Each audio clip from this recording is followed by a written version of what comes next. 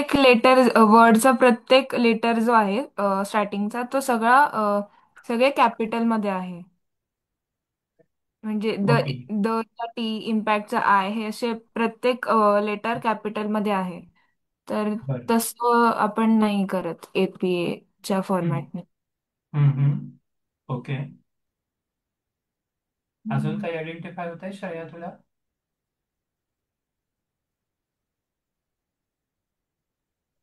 तर ऍब्स्ट्रॅक्ट टायटलला कोलन करून हे लिहिलेलं आहे टायटल. पण तसं नाही लिहित वरती टायटल टाकता म्हणजे आणि म्हणजे टायटल टाकण्याची गरजच नाही पडत. हम्म. तर नुसतं टायटल जे आहे ते टाकलं जातं. करेक्ट. इथे खूप आवाज ऍक्च्युली अराउंड माझ्या, तर बहुतेक माझा आवाज असेल येत. क्लिअर येत नाही आवाज.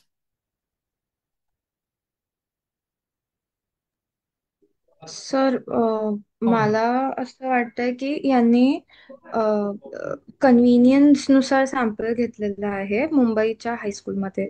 आणि यांनी टायटलमध्ये ते म्हणजे I am not sure but ते मेन्शन नाही, म्हणजे ते ग्लोबल नाही होत ना. जर हम्म. त्यांचं सॅम्पल साईज 25 आहे so they could have sed high school, Mumbai high school students or something. Correct. आणि दुसरं एक मला वाटलं की त्यांनी कॉज ऑफ एन्झायटी म्हटलंय आणि कोरिलेशन बघितलं. सो इट हा कुड हा. Be, it should have been की त्यांचं रिलेशनशिप आहे, बट नॉट येस. की social media is the cause of the anxiety. त्याच सेंटेन्समध्ये त्यांनी ग्लोबली लिहिलेलं आहे विच इज करेक्ट. लाईक की सॅम्पल साईज मग तिथे मला वाटलं. हम्म. मग कोणतं स्टॅटिस्टिकल टेस्ट किंवा analysis tool it would have been more suitable, more appropriate instead of correlation, because as you have rightly pointed out की एकीकडे ते कॉजेस म्हणतात आणि एकीकडे रिलेशनशिप मेजर करतात. It doesn't go hand in hand. Sir cause साठी असं statistical tool कोणतं? सर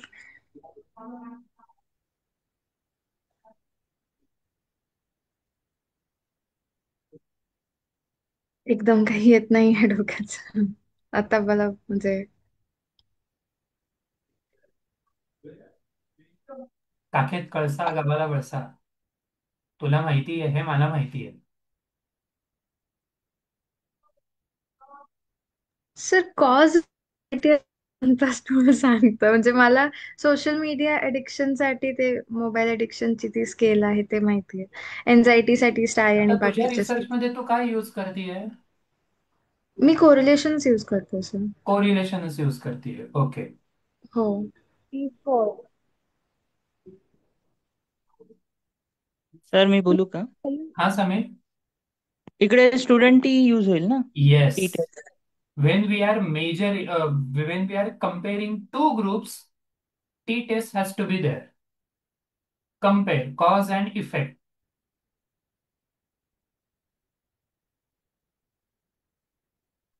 सर आणि म्हणजे माहिती नाही बरोबर असेल की नाही, पण त्यांनी ऍबस्ट्रॅक्ट मध्ये कोरिलेशन, पॉझिटिव्ह रिलेशनशिप आणि कोरिलेशन हे दोन वर्ड यूज केले.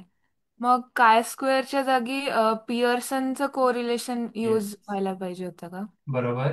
Very good. हम्म.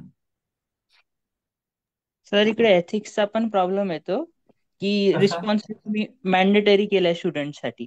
Whereas हम्म. participant has a right whether he wants to take part in the research or not. You can't make it forceful on yes. them. Yes. Correct.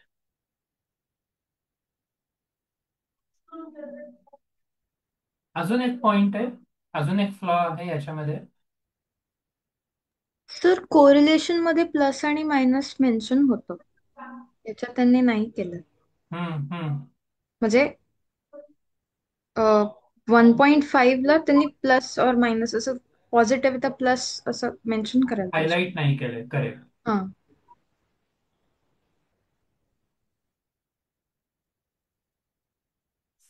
अजून काय flaws आहेत?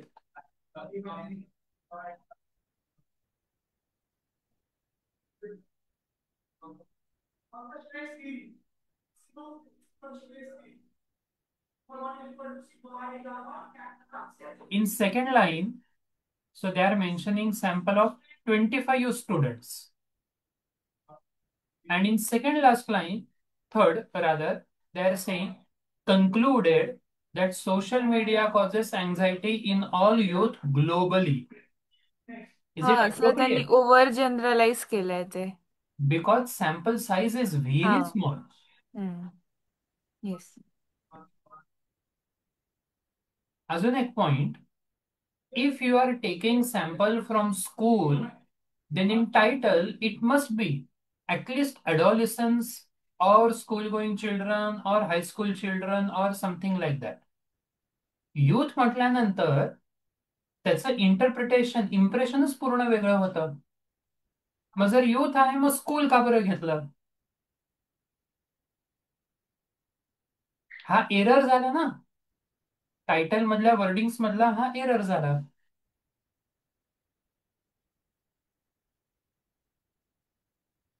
Yes sir, youth म्हणजे मग age group वाढून जातो थोडा, age group वाढतो. Correct.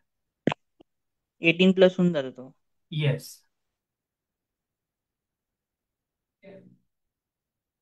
Social media continuous variable आहे. अँझायटी सुद्धा कंटिन्युअस म्हटलेलं आहे. Is it appropriate? No sir, मी पाठवलं.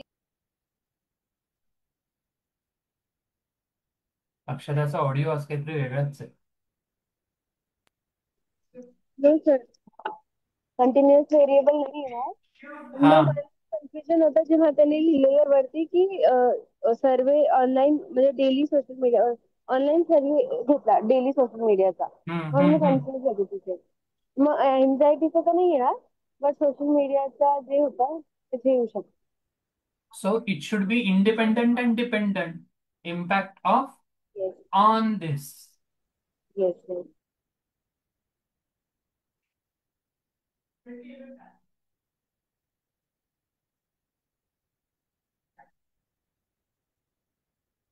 So see, याच्यामध्ये किती errors as we have discussed, sample size, convenient sampling which is not good for representative, private school,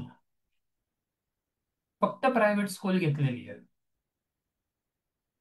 जर experimental असेल आणि अगदी आयडियल रिसर्च जर आपण म्हटलं तर मग त्याला एक्सपेरिमेंटल ग्रुप सोबत कंट्रोल ग्रुप पण पाहिजे. फक्त प्रायव्हेट स्कूलमुळे काय होतं, it increases the chances to have sampling bias, की सगळे स्कॉलर्सच आहे, सगळे त्या एक्सपेरिमेंटल स्कूल मधलेच आहे किंवा सगळे त्या स्पेसिफिक कुठल्या तरी ABC XYZ स्कूल मधलेच आहे. जितकी but instead of private school एखादी रेग्युलर स्कूल जर घेतली असती then it would have been more appropriate, because regular school is the more appropriate source of having true representative population. At a point you are taking sample only from one school from one city, and at last you are saying globally it is so. Discrepancy लक्षात येते तुम्हाला? Yes sir. हा. Yes sir.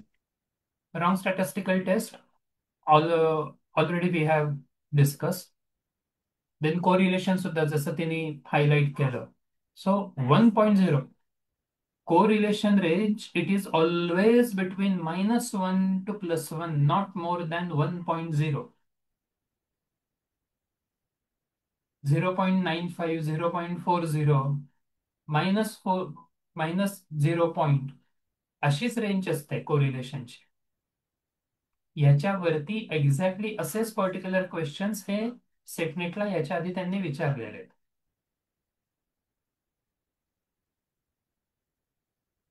And poor operational definition. There is no standardized statistical tool they have used. Even if so, had it been, जरी त्यांनी use केलेलं असेल तरी abstract मध्ये काही तसं मेन्शन केलेलं नाहीये. हॅमिल्टनची अँझायटी टेस्ट आहे, बेक्सची आहे का स्टायची आहे, EDSS आहे की निओपीआय मधलं तुम्ही फक्त अँझायटी मेन्शन करता ते मेजर करता ते टेस्टचं नावच मेन्शन केलेलं नाहीये.